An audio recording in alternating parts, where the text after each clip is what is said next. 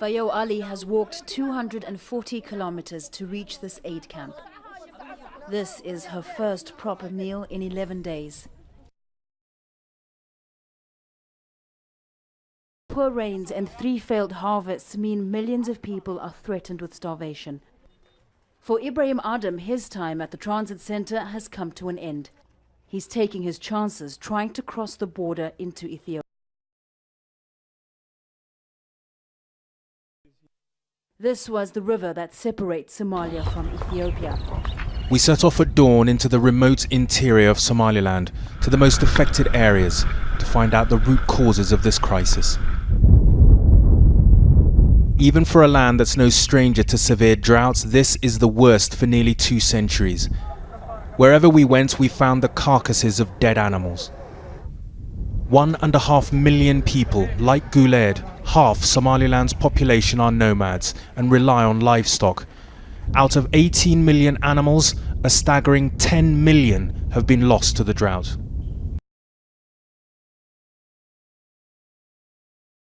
Yet this is not the result of war or upheaval. This is a natural catastrophe. Where once there would be a 10-year gap between droughts, the rains have failed for 3 consecutive years. Across the region tell of a devastated livelihood. Thousands of animals died in the drought. Hundreds are dying now in disease because of So what we're doing, and we're working very closely with the government here, the Ministry of across the country from north to south. So looking into the perspective that there will be a failed rain coming in April to June, which is already forecasted, this will really aggravate the situation, especially the nutrition situation.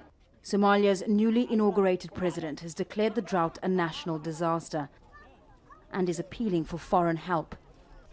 In Dolo, Ibrahim is turned back from the border. Ethiopia is not accepting refugees today.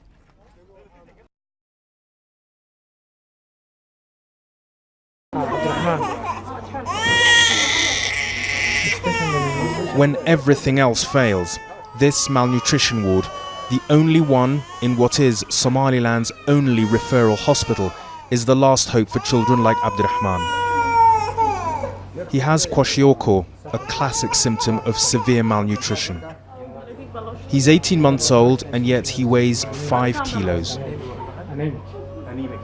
In the next door bed is Hamza. He's 2 years old. He should weigh 12 kilos. He barely weighs 8. There are stories like theirs wherever you look in this ward. In fact, it is completely full. So much so that doctors have had to move children malnourished because of the severe drought into other general wards. The exhausted mothers have had to travel hundreds of miles from remote regions and spend their last meagre resources just to get to this hospital in the capital. There was nothing else.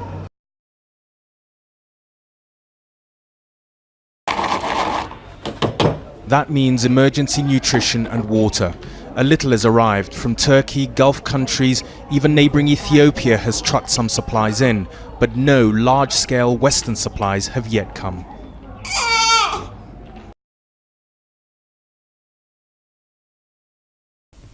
We should not wait that people die. We know this was coming. The signs were already in November. And we are in March. It's 4 months. So one thing I would like to say is, it's already too late, but every day counts. Every hour counts. People lost all their animals. Now people are starting to die. And even in November, December, we were saying the situation is very difficult. People are saying it's not a crisis yet. We can't wait till when people die.